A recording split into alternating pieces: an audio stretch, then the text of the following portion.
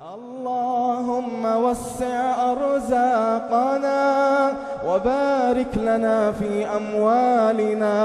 وأولادنا وأعمالنا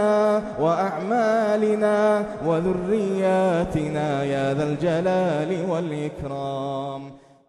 اس میں سوال یہ ہے کہ اسلام میں بیعت کی کیا اہمیت و مقام ہے اور اس کا صحیح طریقہ کار کیا ہے اور اس کا تزکیہ نفس سے کوئی تعلق ہے یا نہیں۔ دیکھیے، بیعت اللہ کے نبی صلی اللہ علیہ وسلم صحابہ سے لیتے تھے اور مسلمانوں کا خلیفہ اور حاکم بیعت لیتا ہے، لیکن اللہ کے نبی صلی اللہ علیہ وسلم کے علاوہ صحابہ دینی تعلیم و تربیت کے لیے بیعت نہیں لیتے تھے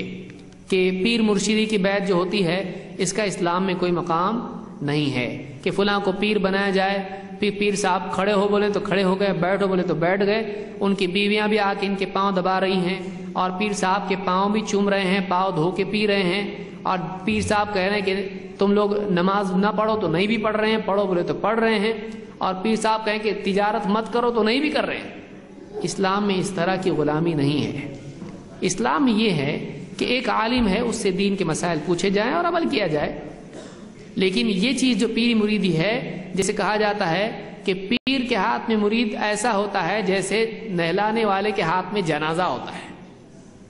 تو یہ اسلام میں مردہ بننے کے لیے ہم کو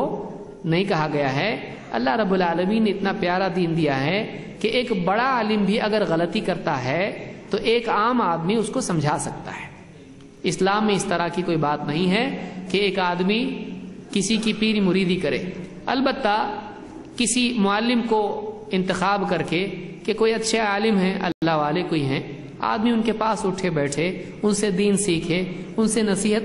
پائے تو اس میں کوئی برائی نہیں ہے، لیکن کوئی ایک ہی عالم خاص کرنا بھی کوئی مطلب نہیں ہے۔ سارے علماء سے، جتنے اچھے علماء ہیں ان سے فائدہ اٹھانا چاہیے۔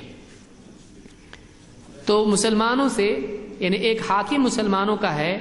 تو خلیفہ جس کو آپ کہتے ہیں وہ مسلمانوں سے بیعت لیتا ہے، ایسے پیر صاحب کی بیعت اسلام میں نہیں ہے۔